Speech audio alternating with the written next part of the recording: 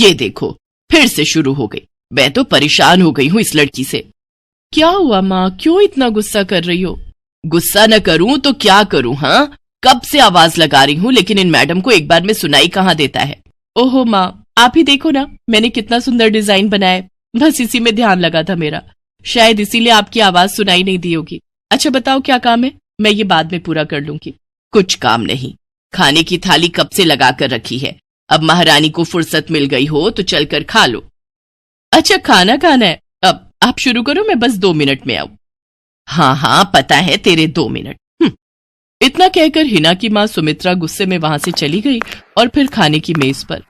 अरे क्या हो गया, इतने गुस्से में क्यों हो भाग्यवान? अब आप ही समझा लीजिए अपनी लाडली को, मेरी तो एक नहीं सुनती। हाँ तो क्या हो गया, तुम पे ही तो गई है। आपको मजाक सूझ रहा है? यहाँ मेरा दिमाग खराब हो रहा है, सारा दिन बस मेहंदी के डिजाइन बनाती रहती है और कोई काम ही नहीं है इसे। इसका मतलब वो सच में तुम पर ही गई है। तुम्हें भी तो मेहंदी लगाने का बड़ा शौक था ना इस उम्र में। हाँ, पर मैं घर का सारा कामकाज निपटाने के बाद ये सब करती थी। अरे ये तो खाना पीना भी छोड़कर बैठी है। सुमित्रा अपने पति सुरेश से हिना की शिकायतें कर ही रही थी कि तभी हिना वहां आ गई। क्या बनाया माँ? खुशबू तो बड़ी अच्छी आ रही है। मिल गई तुझे फुर्सत? हाँ माँ, देखो ना मेरा आज का डिजाइन, पापा देखिए ना कैसा है। सच में डिजाइन तो वाकई बढ़िया बनाया है लाडू। ये लाडू बोल बोल कर आपने ही इसका दिमाग खराब करके रखा है। मेरी जान को कितना काम है पता है, ती जा रही है, मगर ये लड़की मेरी बिल्कुल मदद नहीं करती। ओहो, आज सिर्फ खरी खोटी ही सुनाओगी या कुछ खाना भी मिलेगा भाग्यवान? सुरेश की बात सुनकर सुमित्रा की हंसी निकल गई और उसे हंसता देख सभी लोग हंसने लगे। हिना अपने माता पिता की अकेली संतान थी। हिना को बचपन से ही मेहंदी के नए नए डिजाइन बनाने का बड़ा शौक था। वो कागज पर रोज कुछ न कुछ नया बनाने की कोशिश करती और फिर उसे अपने या अपनी माँ के हाथों पर लगाती। हिना के कॉलेज की पढ़ाई भी अब पूरी हो गई थी, तो अब उसके लिए रिश्ते आने भी शुरू हो गए थे। अरे सुमित्रा कहाँ हो, जल्दी आओ। क्या हुआ जी? जरा इस फोटो को तो देखो, कैसा है लड़का? दिखने में तो बहुत ही बढ़िया है। हाँ, वो कानपुर वाले फूफा जी है ना, उन्होंने बताया इस लड़के के बारे में। अपनी हिना के लिए कैसा रहेगा? लड़का काम क्या करता है और परिवार में कौन कौन है? फूफा जी बता रहे थे कि कानपुर में इनका अपना कारखाना है, वहां ये अपना दोने पत्तल और डिस्पोजल वगैरह बनाते हैं। ये अच्छा पैसा कमा लेता है, फूफा जी की रिश्तेदारी में है। हाँ, पर उससे पहले ये फोटो एक बार हिना को तो दिखा दो, उसे लड़का पसंद आ जाए तभी बात आगे बढ़ानी चाहिए ना। अरे हाँ, ये भी सही कह रही हो। लाडो, ओ लाडो, अरे कहाँ है बिटिया? सुरेश ने फौरन जाकर कमल की फोटो हिना को दिखाई तो हिना को भी कमल पसंद आ गया। उधर कमल को भी हिना पहली ही नजर में भाग गई और इस तरह से कुछ ही दिनों में कमल और हिना की शादी खूब धूमधाम से हो गई। शादी के बाद कमल और हिना अपनी गृहस्थी में बहुत खुश थे। फिर एक शाम। ये क्या लिख रही हो हिना? लिख नहीं रही हूँ, मेहंदी का डिजाइन बना रही हूँ। अच्छा, पर कागज पर क्यों? प्रैक्टिस तो रोज ही करनी होती है ना, तो इसीलिए कागज पर डिजाइन बनाती हूँ। अच्छा, अब जरा दिखाओ तो सही। अरे वाह, ये डिजाइन क्या सच में तुमने बनाया है? हाँ अच्छा है ना, अब मैंने और भी बनाकर रखे हैं, रुकिए मैं भी लेकर आती हूँ। हिना ने अपने बनाए सारे डिजाइन्स कमल को दिखाए, जो कमल को बहुत पसंद आए और उसने हिना की खूब तारीफ की। सब कुछ अच्छा चल रहा था और ऐसे ही हंसी खुशी दिन बीत रहे थे। लेकिन फिर एक सुबह। हेलो, क्या हुआ राठी जी, इतनी सुबह सुबह फोन क्यों किया? सर आप जल्दी से आ जाइए, गजब हो गया, अपनी फैक्ट्री में आग लग गई है सर, सब कुछ जल गया सर, कुछ भी नहीं बचा सर, जल्दी आ जाइए आप। फोन पर अपने मैनेजर की बात सुनकर कमल के पैरों तले जमीन खिसक गई। फैक्ट्री पहुंचा तो देखा वाकई फैक्ट्री पूरी तरह से जल रही थी। तभी एक जलती हुई बड़ी सी लकड़ी कमल पर आ गिरी, जिसकी वजह से वो बुरी तरह झुलस गया। उसे फौरन अस्पताल पहुंचाया गया और यहाँ से सब कुछ बदल गया। फैक्ट्री के काम को बढ़ाने के लिए कमल ने हाल ही में कई सारी नई मशीनें लोन पर खरीदी थी। मशीनें तो नहीं बची, लेकिन लोन चुकाने के चक्कर में पहले कमल की गाड़ी बिकी और फिर घर। मजबूर होकर कमल और हिना अब किराए के मकान में रहने लगे थे। फिलहाल कमल की हालत ऐसी नहीं थी कि वो कोई और काम कर सके। ऐसे में हिना ने घर चलाने का जिम्मा उठाया और वो घर घर जाकर औरतों के हाथों पर मेहंदी लगाने लगी। हालांकि इस काम से उसे बहुत कम पैसे ही मिल पा रहे थे, लेकिन हिना फिर भी पूरी मेहनत कर रही थी। क्या से क्या हो गया ना हिना, मैं किसी काम का नहीं रहा, हम बर्बाद हो गए। मैंने कहा था तुम्हें रानी बनाकर रखूंगा, मगर मेरे रहते हुए भी तुम्हें कितना संघर्ष करना पड़ रहा है। ऐसा क्यों कह रहे हैं आप बिल्कुल चिंता मत कीजिए, देखना धीरे धीरे सब ठीक हो जाएगा। हिना चाहती थी कि वो अपना एक पार्लर खोले, लेकिन फिलहाल ये मुमकिन नहीं था। मेहंदी लगाने का काम भी सीजन पर ही मिल पाता था, तो अब दिक्कत खाने पीने की भी होने लगी। ऐसे में हिना ने एक सेठ के घर मेड का काम करना शुरू कर दिया। और फिर एक दिन, सुन, तुझे कोई मेहंदी वाली पता है क्या? क्यों मैडम? अरे वो तीज आ रही है ना, तो मेहंदी लगवानी थी। हाँ, बाहर इतनी गर्मी है, अब ऐसे में कौन बाहर जाए, तो घर पर ही आकर कोई लगा दे तो बढ़िया रहेगा। अब हाँ मैडम, मैं बहुत अच्छी मेहंदी लगाती हूँ, आप मुझसे लगवा लो। ना ना ना, अगर खराब कर दी तो? तीज की पार्टी है मेरे यहाँ, मेहंदी तो बढ़िया ही लगवानी है मुझे। मैडम आप बिल्कुल चिंता मत कीजिए, और रुकिए, मैं अभी आपको कागज पर मेहंदी का डिजाइन बनाकर दिखाती हूँ, फिर आगे आप ही तय करना। इतना कहकर हिना ने फौरन एक कागज लिया और कुछ ही देर में उस पर एक बहुत ही सुंदर मेहंदी का डिजाइन बना दिया। और फिर, अरे वाह, ये तो सच में बहुत सुंदर है, बिल्कुल नया और बहुत ही खूबसूरत डिजाइन है। अब तू ये डिजाइन मेरे हाथ पर भी सेम टू सेम लगा देगी ना? हाँ मैडम, आप मुझ पर विश्वास कीजिए, मैं बचपन से ये करती आई हूँ। उस दिन हिना ने पूरे मन से अपनी मालकिन के दोनों हाथों पर मेहंदी लगाई। हिना ने जो डिजाइन बनाया था वो एकदम नया था और सुंदर भी। फिर अगले दिन, नमस्ते साहब, वो आपको कुछ? हाँ, मैं तुम्हारा ही इंतजार कर रहा था। ये कल शिवानी के हाथों पर तुम ही ने मेहंदी लगाई थी ना? जी साहब, मैंने ही लगाई थी। अब कोई गलती हो गई क्या मुझसे? नहीं, ऐसी कोई बात नहीं है, बस ये जानना था तुमसे कि मेहंदी का वो डिजाइन कहाँ से देखकर लगाया तुमने? कहीं से नहीं साहब, वो तो मैंने खुद से सोचा था, मैं कभी कहीं से देखकर डिजाइन नहीं बनाती। अच्छा, अगर ऐसा है तो जरा ये कागज और जरा इस पर एक मोर की थीम पर बेस्ड एक डिजाइन बनाकर दिखाओ, पर याद रहे डिजाइन बिल्कुल नया होना चाहिए। जी साहब, बस 2 मिनट दीजिए। हिना ने बस कुछ मिनटों के अंदर वो करके दिखा दिया, जिसे देखकर उसका मालिक साहिल मल्होत्रा हैरान रह गया। वाह, सच में कमाल है ये तो। अब तुमने डिजाइनिंग सीखी है क्या कहीं से? नहीं साहब, सीखी तो नहीं, लेकिन मुझे बचपन से ही शौक है मेहंदी लगाने का, तो बस इसीलिए। समझ गया। देखो हिना, तुम्हारा हुनर लाजवाब है और तुम्हें अपने इस हुनर को ऐसे बेकार नहीं जाने देना चाहिए। जी मतलब? तुम्हें पता है ना, मेरी फैक्ट्री में लेडीज कपड़ों के लिए कपड़ा बनता है, लेकिन काफी समय से मैं परेशान हूं, क्योंकि सूट साड़ियों वगैरह के लिए मेरे पास नए डिजाइन की कमी पड़ गई है। लेकिन अब लगता है ये कमी नहीं रहेगी। बोलो, बतौर डिजाइनर मेरे लिए काम करोगी तुम? जी साहब, बिल्कुल करूंगी। ये हिना के लिए सपने के सच होने जैसा था। अब वो काम वाली बाई से एक डिजाइनर बन गई। वो साहिल की फैक्ट्री में बनने वाले कपड़ों के लिए हर रोज नए नए डिजाइन बनाने लगी, और इसके बाद साहिल के फैक्ट्री में बनने वाले कपड़े की डिमांड काफी बढ़ गई, और इसके चलते हिना को भी उसके काम की बढ़िया सैलरी मिलने लगी। हिना अब अपनी कमाई से न सिर्फ अपना घर खर्च चलाने लगी, बल्कि उसने शहर के बढ़िया डॉक्टर से कमल का इलाज भी कराया, जिससे कमल बहुत जल्दी ठीक हो गया और उसने भी काम करना शुरू कर दिया। पर इस सब में पूरा 1 साल बीत गया और एक बार फिर से तीज का त्योहार आया। देखिए तो कैसी लग रही हूं मैं? बिल्कुल चांद जैसी लग रही हो। हिना ने नई हरे रंग की साड़ी पहनी हुई थी, जो उसने खुद डिजाइन की थी, और वाकई वो उसमें बहुत ही सुंदर लग रही थी। हिना, तुम सच में बहुत बहादुर हो। मैं तो उस हादसे के बाद उठकर खड़ा ही नहीं हो पाता, लेकिन तुमने सब कुछ ठीक कर दिया। तीज का ये त्योहार ही इसलिए है जी, मैं आपको कभी कुछ नहीं होने दूंगी।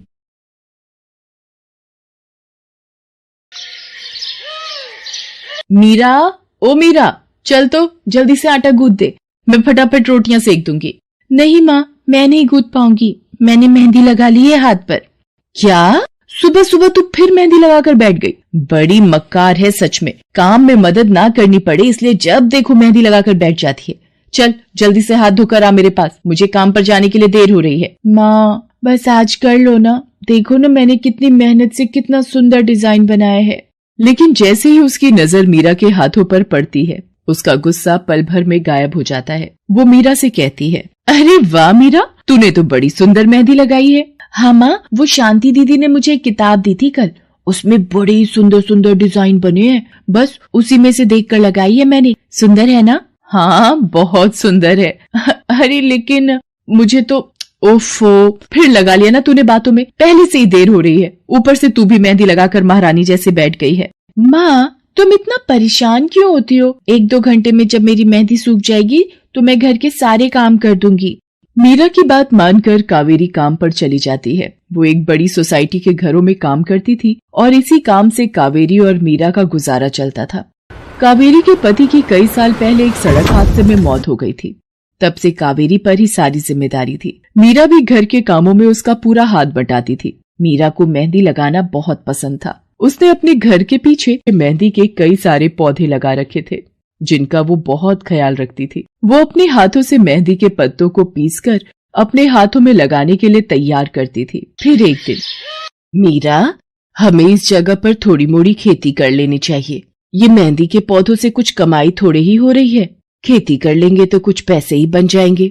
नहीं माँ, मेरे मेहंदी के पौधों को हाथ भी मत लगाना। बाजार से मेहंदी खरीदने के तो पैसे हैं नहीं हमारे पास। अब इन्हें तो रहने दो। ये कहते हुए मीरा की आंखों में आंसू थे। कावेरी उसके सिर पर हाथ रखते हुए कहती है, मीरा, मैं जानती हूँ तुझे मेहंदी लगाना बहुत अच्छा लगता है, लेकिन बेटा अपनी हालत तो तुझे पता ही है ना। मैं कितनी मुश्किल से। माँ, सब समझती हूँ मैं। जाओ, कर लो जो करना है। इतना कहकर मीरा रोते हुए वहाँ से चली जाती है। कावेरी को उसके लिए बुरा लग रहा था। वो मीरा की मेहंदी के पौधों को कुछ नहीं करती। ऐसे ही कई दिन गुजर जाते हैं। ज्यादा काम करने की वजह से कावेरी की तबीयत खराब रहने लगी। वो बहुत जल्दी जल्दी बीमार पड़ने लगी। तो मीरा ने उससे कहा, माँ, तुम रहने दो, तुम्हें बुखार है, रात भर सोई नहीं हो, मैं चली जाती हूँ काम पर। नहीं मीरा, तू कैसे? ना, नहीं, मैं ठीक हूँ, मैं जाती हूँ।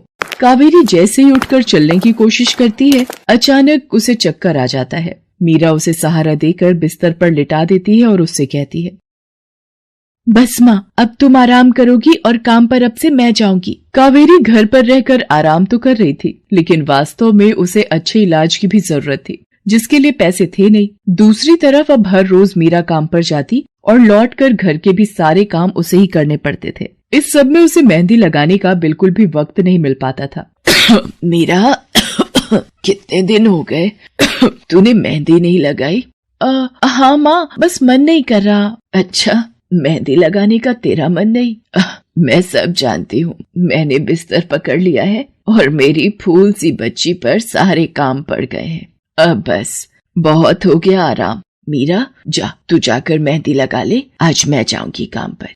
नहीं माँ, तुम कहीं नहीं जाओगी, मैं कर लूंगी सब। और मैं सच बोल रही हूँ, मैं बड़ी हो गई हूँ, ये मेहंदी वेहंदी का मुझे शौक नहीं। इतना कहकर मीरा काम पर जाने के लिए घर से निकल जाती है। कावेरी की आंखों में आंसू आ जाते हैं। मीरा सोसाइटी के कई घरों में काम करती थी। उन्हीं में से एक घर आरती का भी था। उसके घर पर तीज का त्योहार बड़ी धूमधाम से मनाया जाता था। तीज की तैयारियों में मीरा भी मदद कर रही थी। इसी बीच, अरे ऐसे कैसे? मैंने सारे रिश्तेदारों को बुला लिया है, मेरी सारी फ्रेंड्स भी आने वाली हैं। मैं क्या कहूँगी उन्हें? फोन पर काफी देर बहस करने के बाद आरती फोन रख देती है। उन्हें उदास देखकर मीरा उससे पूछती है, क्या हुआ मैडम जी, आप कुछ परेशान लग रहे हो? हाँ मीरा, बड़ी मुसीबत हो गई। कल तीज का फंक्शन है, मैंने सबको मेहंदी लगवाने के लिए यहीं बुला लिया है और आखिरी मौके पर ये पार्लर वाली धोखा दे गई। कह रही है कल नहीं आ पाएगी। अब क्या होगा? इतनी जल्दी कौन तैयार होगा सबको मेहंदी लगाने के लिए? मैडम जी, वैसे मैं भी ठीक ठाक मेहंदी लगा लेती हूँ। अरे हाँ, कावेरी ने मुझे बताया तो था एक बार कि तुझे मेहंदी लगाने का बहुत शौक है। वैसे मुझे तो कोई परेशानी नहीं है। तू देख ले बेटा, बहुत सारे हाथ लगाने होंगे और मेहंदी बढ़िया लगनी चाहिए सबके।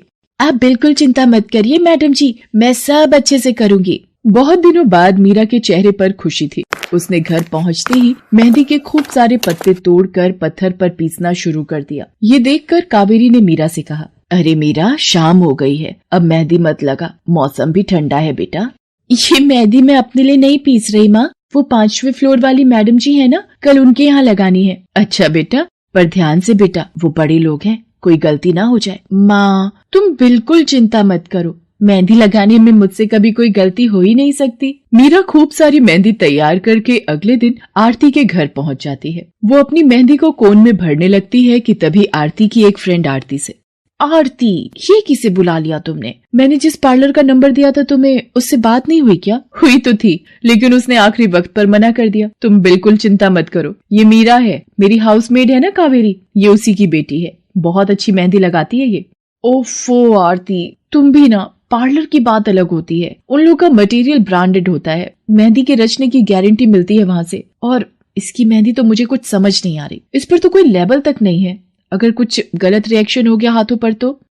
आप बिल्कुल चिंता मत कीजिए मैडम जी, ये मेहंदी मैंने खुद पीस कर तैयार की है। मेरे पास बहुत सारे मेहंदी के पौधे हैं, इसमें कुछ भी ऐसा नहीं है जो आपके हाथों को नुकसान दे। ना भाई ना, सॉरी आरती, बट मैं अपने हाथों को लेकर कोई रिस्क नहीं ले सकती। तुम सब लगवाओ, मैं तो पार्लर जाकर ही लगवाऊंगी।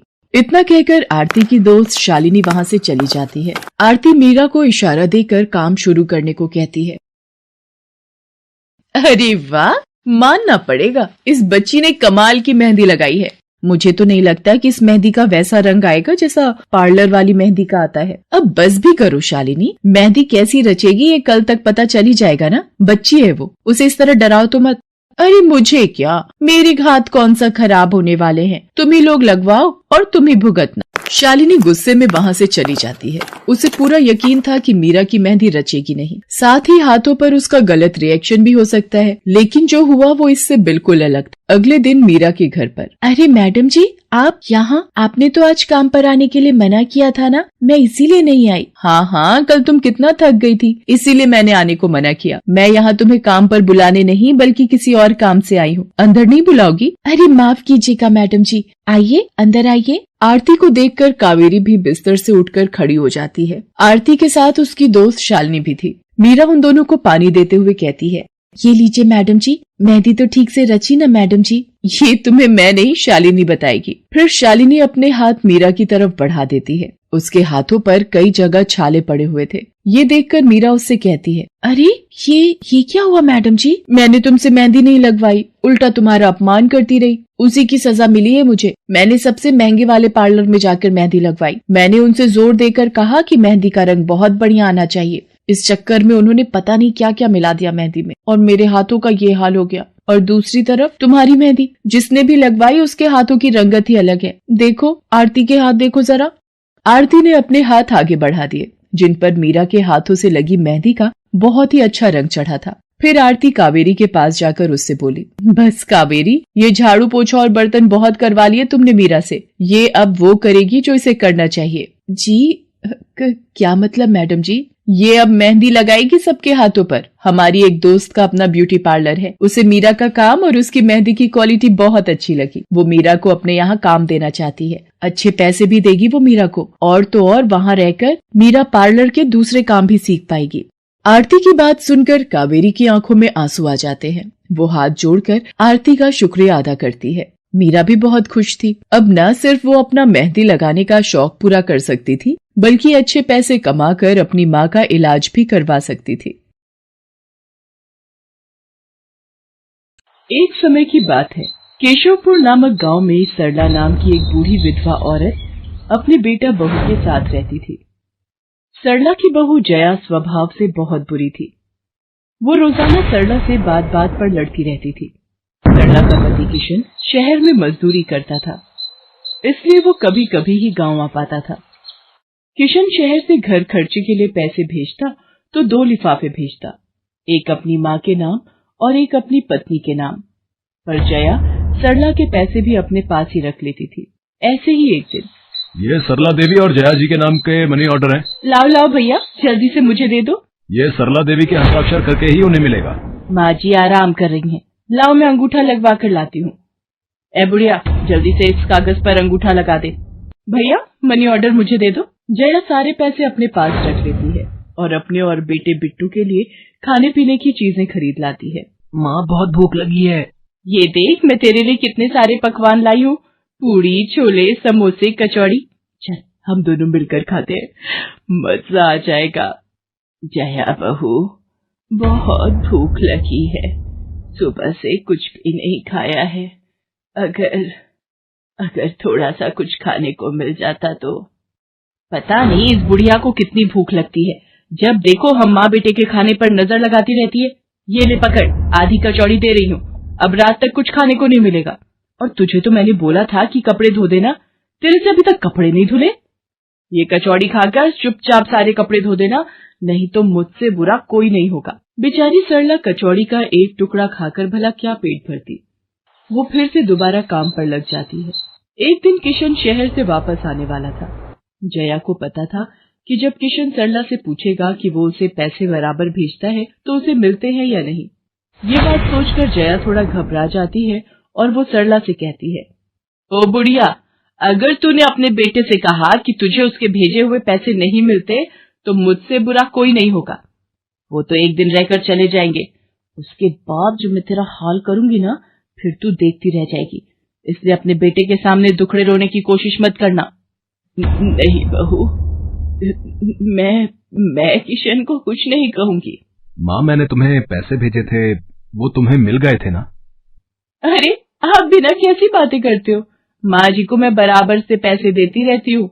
माँ जी, ये लो गरम गरम पनीर के पकौड़े, आप भी खाओ। किशन 2 दिन रहकर शहर वापस चला जाता है। जया फिर से अपने रूप में आ जाती है। दिन भर सरला काम करके एक दिन चक्की से आटा पिसवा कर लौट रही थी कि अचानक उसे चक्कर आ जाते हैं। रिक्शा में जाती एक लड़की देख लेती है। भैया, इन्हें उठाने में मेरी मदद करो, बेचारी पता नहीं कौन है। सुमन, ये तेरे साथ कौन है? ये रास्ते में बेहोश हो गई थी, मैं इन्हें घर ले आई, लगता है इन्हें होश आ गया है। अब कैसा लग रहा है आपको? मैं ठीक हूँ बेटी, तुम्हारा बहुत बहुत शुक्रिया बेटी। माँ जी, आप इतनी भारी आटे की बोरी अकेले ही उठा कर ले जा रही थी, आपके बच्चे या कोई? सरला की आंखों में आंसू आ जाते हैं, वो रो पड़ती है। माँ जी, कोई परेशानी है तो आप हमसे कह सकते हो, मुझे लग रहा है आप बहुत परेशानी में हो। क्या करूं बेटी, मैं इस जीवन से हार गई हूँ। सरला के दुख का घड़ा फूट जाता है और वो सारा दुख सुमन और बाकी लड़कियों को बताती है। अब इस संसार में जीने की कोई इच्छा नहीं है मेरी। माँ जी, ऐसा मत सोचिए, आप जीवन से यूं निराश मत होइए। अब आप अपनी बहू के पास वापस मत जाना, आप यहाँ हमारे साथ रहो। बेटी, तुम बहुत अच्छी हो, भगवान तुम्हारा भला करे। तुम लोग यहाँ गांव में रहती हो क्या? जी माँ जी, हम मेहंदी वाली हैं। हम लोग मेहंदी लगाने का काम करती हैं और आसपास के गांव और शहरों में मेहंदी लगाने जाती हैं। क्या मैं भी ये काम सीख सकती हूँ? क्यों नहीं, बिल्कुल, और ये तो बहुत अच्छी बात है। हमारे ग्रुप में आप भी जुड़ जाओगे, मैं आपको मेहंदी लगाना सिखाऊंगी। सरला अब उन लड़कियों के साथ ही रहने लगी और कुछ ही समय में वो बहुत अच्छी मेहंदी लगाना सीख गई। इधर जया सरला के कुछ दिन तक वापस न आने से घबरा जाती है। ये बुढ़िया इतने दिनों से कहाँ गायब है, मुझे तो कोई खोज खबर नहीं है। बिट्टू के बापू ने हम सबको अचानक शहर बुलाया है, वहां जाकर अब यही बोलना पड़ेगा कि बुढ़िया की तबीयत खराब थी इसलिए नहीं ला सकी। जया बिट्टू को लेकर किशन के पास शहर पहुंचती है। क्या हुआ जया, माँ तुम्हारे साथ नहीं आई? वो माँ जी की तबीयत कुछ ठीक नहीं थी, इसलिए मैंने उन्हें बोला कि वो गांव में ही रहें। बेकार में सफर करती तो उनकी तबीयत और खराब हो जाती। पर तुमने मुझे अचानक क्यों शहर क्यों बुला लिया? अरे वो हमारे सेठ जी की लड़की की शादी है, इसलिए उन्होंने बोला कि कोई ऊपर के कामों के लिए मिल जाए। मैंने सोचा तुम्हें बुला लेता हूँ, और माँ भी थोड़े दिन के लिए मेरे पास रह लेगी। चलो कोई नहीं, मैं तुम्हें मालकिन से मिलवा देता हूँ। देखो किशन, शाम को मेहंदी का समारोह है तो काम अच्छे से निपटाने हैं। जितने भी मेहमान आएंगे उनके स्वागत में कोई कमी ना होने पाए। आप चिंता मत करो मालकिन, सब हो जाएगा। ये मेरी पत्नी है, मैंने इसे गांव से बुला लिया है, ये सब संभाल लेगी। जया मेहंदी समारोह की तैयारियों में काम करवाने लगती है। सब मेहमान आने लगते हैं। रिचा, मेहंदी वाली अभी तक नहीं आई, कितने बजे का टाइम दिया था? मम्मी, मेरी उनसे बात हो गई है, बस कुछ ही देर में आती होंगी। लो वो आ गई। माँ जी, ये यहाँ कैसे? मेहंदी वाली लड़कियों के साथ? माँ यहाँ? जया, तुम तो कह रही थी कि माँ बीमार है और गांव में है, पर माँ मेहंदी वाली लड़कियों के साथ क्या कर रही है? मुझे कुछ समझ नहीं आ रहा। मैं माँ के पास जा रहा हूँ। माँ, तुम यहाँ इन सबके साथ? किशन बेटा, आप मेरे साथ इधर आइए, मैं आपको सब बताती हूँ। ये लड़की इनको सब कुछ बता देगी। शायद आप नहीं जानते हैं, आपकी पत्नी ने आपकी माँ पर बहुत जुल्म किए हैं, इसीलिए ये बेचारी अपना घर छोड़कर हमारे साथ रहने को मजबूर थी। सुमन किशन को सारी सच्चाई बताती है। सरला की आंखों में आंसू आ जाते। किशन सबके साथ जब घर आ जाता है। जया, तुम्हें शर्म आनी चाहिए। तुमने मेरी माँ के साथ इतना बुरा व्यवहार किया। तुम्हारी वजह से मेरी माँ दर दर भटक रही है। अब तुम मेरे साथ एक पल भी नहीं रहोगी। बिट्टू को मैं पाल लूंगा। अभी के अभी अपने मायके निकल जाओ। ऐसा मत कहो, मैं आप लोगों के बिना कैसे रहूंगी। मुझे माफ कर दो, मुझे माफ कर दो, मेरे से गलती हो गई। माँ जी मुझे माफ कर दो। किशन बेटा, मैं किसी से भी नाराज नहीं हूँ। जया बहू को माफ कर दे। गलती इंसान से ही होती है बेटा। मैंने जया बहू को माफ कर दिया। किशन जी आप चिंता मत कीजिए, आपकी माँ जी अब हमारे साथ ही काम करेंगी। उस दिन के बाद जया ने अपना व्यवहार बदल लिया। सरला ने मेहंदी लगाना नहीं छोड़ा। वो अपनी मेहंदी लगाने के काम को करती रही। जया को अपनी गलती का एहसास हो गया था। अब वो भी सरला की बहुत देखभाल करती थी। संध्या की बुआ जो कि दिल्ली में रहती थी, वो उसके लिए एक अच्छे घर का रिश्ता लेकर आई थी। देखो भैया, मेरी इतनी जान पहचान तो नहीं है लड़के वालों से, पर इतना जानती हूँ अड़ोस पड़ोस में कहीं पूछोगे तो लोग अच्छा घर ही बताएंगे। ठीक है सुमन, अगर तुम कहती हो तो लड़के वालों को एक बार बुला लेते हैं। अब संध्या भी लड़के को देख लेगी। संध्या की बुआ लड़के वालों से अपने तरीके से बात कर लेती है और कुछ दिनों बाद संध्या की शादी विपुल नाम के लड़के से हो जाती है। पता नहीं इस काम वाली को छुट्टी लेकर गांव अभी जाना था। उसे पता था शादी वाला घर है, नई नवेली दुल्हन आएगी तो घर में 100 काम होंगे, फिर भी बिना बताए गांव निकल गई। अब मैं दूसरी काम वाली इतनी जल्दी कहाँ से ढूंढूंगी। राजेश्वरी, एक प्याली चाय दे दो तो बड़ी मेहरबानी होगी। सुबह से एक प्याली चाय भी नहीं मिली है। तुम्हें तो जब देखो चाय पीने की पड़ी रहती है। पता भी है एक बर्तन नहीं है धुला हुआ जिसमें तुम्हारी चाय बना दूं। ढेरों बर्तन रसोई में पड़े हैं झूठे। माँ मैं कॉलेज जा रही हूँ, तुम मुझे ये मत कहना कि मैं छुट्टी कर लूं और तुम्हारे साथ घर का काम करवाऊं। मेरा आज बहुत बड़ा प्रोजेक्ट सबमिट होना है, इसलिए मैं तो कोई काम नहीं कर सकती। ये लो, अब इसे भी अभी कॉलेज जाना था। अब मैं क्या करूं, कुछ समझ नहीं आ रहा। संध्या की सास राजेश्वरी अभी काम वाली को लेकर परेशान हो ही रही थी। तभी संध्या राजेश्वरी की सारी बातें सुन लेती है और रसोई में जाकर बर्तन धोने लगती है। अरे संध्या बहू, तुम ये रसोई में क्या कर रही हो? हटो हटो हटो, ये झूठे बर्तन तुमसे थोड़ी करवाऊंगी। अभी तुम्हारे हाथों की मेहंदी भी नहीं उतरी।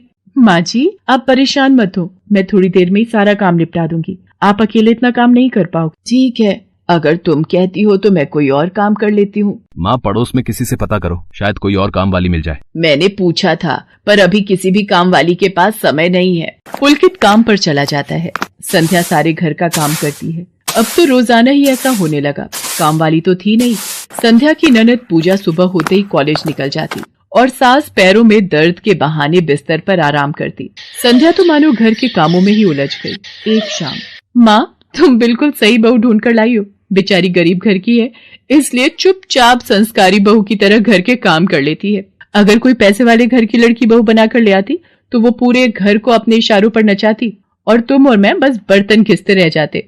तभी तो मैंने इसकी बुआ को शादी के लिए हाँ कह दिया था। मुझे पता है ये गरीब घर की लड़कियां बड़ी सीधी सादी बहुएं साबित होती हैं। अब काम वाली गांव भाग गई। सोच ये ना होती तो कौन काम करता। राजेश्वरी, तुम दोनों माँ बेटी को तो संध्या बहू का शुक्रगुजार होना चाहिए। बेचारी ने आते से ही पूरा घर संभाल लिया। ऐसे ही दिन बीत रहे थे। संध्या सभी घर वालों की देखभाल का पूरा ध्यान रखती थी। एक दिन, क्या हुआ पुलकित बेटा, तुम इतने परेशान क्यों हो? और आज तुम ऑफिस भी नहीं गए? पापा मेरी नौकरी छूट गई है। कंपनी घाटे में चल रही थी, इसलिए उन्होंने मेरे जैसे बहुत से वर्कर्स को अचानक निकाल दिया। दिमाग खराब हो रहा है, गाड़ी की किश्त भरनी है, घर का लोन भी पूरा नहीं हुआ है। घर का खर्चा अब सब कुछ कैसे होगा, कुछ समझ में नहीं आ रहा है। पुलकित बेटा चिंता मत कर, अब कोई ना कोई रास्ता निकल आएगा। ज्यादा होगा तो कुछ दिनों के लिए मैं कोई काम कर लूंगा। पापा मेरे होते हुए आप काम नहीं करोगे, मैं कुछ सोचता हूँ। पुलकित दूसरी नौकरी को लेकर परेशान था। उसे कोई काम नहीं मिल रहा था। घर में पैसों की तंगी भी शुरू हो गई। पुलकित ने अपनी गाड़ी बेच दी। घर के लोन को लेकर वो परेशान था। 15,000 रुपए की किश्त उसे भरनी थी। तभी, भैया मेरे कॉलेज की फीस इस बार बहुत लेट हो गई है। मेरा आखिरी साल है, अगले महीने की 5 तारीख तक 12,000 रुपए फीस के भरने हैं। मैं कुछ इंतजाम करता हूँ। ऐसे खाली हाथ पर हाथ रखकर मैं नहीं बैठ सकती, मुझे कुछ सोचना होगा। पता नहीं, हो सकता है किरण ने बात कर ली होगी, पूछती हूँ। हेलो किरण, मैं संध्या बोल रही हूँ। तूने बात की फिर? पार्लर में जगह खाली है क्या? हाँ मैंने बात कर ली है। 12,000 रुपए महीना देंगी रविता मैम। बोल, तू हाँ बोलती है तो मैं बात कर लेती हूँ। ठीक है, तू हाँ बोल दे, कम से कम कुछ तो पैसे आ जाएंगे। संध्या पुलकित से पार्लर में मेहंदी लगाने की नौकरी की बात करती है। पहले तो वो मना करता है, पर संध्या उसे समझाती है। पुलकित, मैं जानती हूँ आप परेशानी के दौर से गुजर रहे हो। मैंने आपसे शादी के बाद हर सुख दुख में साथ निभाने का वादा किया था और आप परेशान मत हो, मैं घर और बाहर दोनों का काम एक साथ संभाल लूंगी। ठीक है संध्या, तुम कल से पार्लर में नौकरी के लिए जा सकती हो। अगले दिन से संध्या सारे घर के काम के साथ साथ पार्लर भी जाती और वहां पर पूरा दिन मेहंदी लगाने का काम करती और शाम के वक्त घर आती। संध्या बहुत मेहनत कर रही थी ताकि वो अपने परिवार की मदद कर सके। संध्या बहुत सुंदर मेहंदी लगाती थी। ये बात उसकी सास को तब पता चली जब उसने पार्लर में काम करना शुरू किया। संध्या को पार्लर में काम करते हुए 1 महीना बीत चुका था। पार्लर की मालकिन रविता भी संध्या के मेहंदी लगाने के काम को देखकर बहुत खुश थी। संध्या, तुम सचमुच बहुत मेहनती हो। पिछले 1 महीने में बहुत से क्लाइंट तुम्हारी तारीफ कर रहे हैं और अपनी फैमिली फ्रेंड्स की शादी या सगाई फंक्शन के लिए तुम्हें ही मेहंदी के लिए बुक करना चाहते हैं। और हाँ, ये तुम्हारी सैलरी 12,000 रुपए। बाकी ये तुमने ओवर टाइम भी शादी के सीजन में बहुत किया है, उसके 6,000 रुपए अलग से दे रही हूँ। थैंक यू मैम, आपने मेरे काम की इतनी तारीफ की। मैं तो बस भगवान की कृपा से मेहनत से करती हूँ। संध्या घर आ जाती है और 12,000 रुपए पूजा के हाथ में रखती है। पूजा, ये तुम्हारी कॉलेज की फीस के पैसे, तुम कल ही अपनी फीस जमा कर देना। भाभी, ये तो आपकी मेहनत की कमाई है, आप ये सारे पैसे मुझे दे रहे हो? नहीं नहीं भाभी। पूजा, तुम मुझे अपनी भाभी कहती हो ना, और भाभी तो माँ समान होती है, तो क्या तुम अपनी भाभी माँ के पैसे नहीं लोगी? तुम अपने भैया से भी तो लेती हो ना। फिर मेरे और अपने भैया में फर्क है, मैं भी तो इस घर का हिस्सा हूँ, इसलिए ये पैसे रख लो। मुझे माफ कर दो भाभी, मैंने ना जाने आपके बारे में क्या क्या गलत सोचा। पुलकित को भी दूसरी नौकरी मिल जाती है। अब संध्या और पुलकित दोनों मिलकर काम करते थे। राजेश्वरी और पूजा भी अब संध्या की घर के कामों में बहुत मदद करती थी। परिवार में खुशियां फिर से लौट आई थी।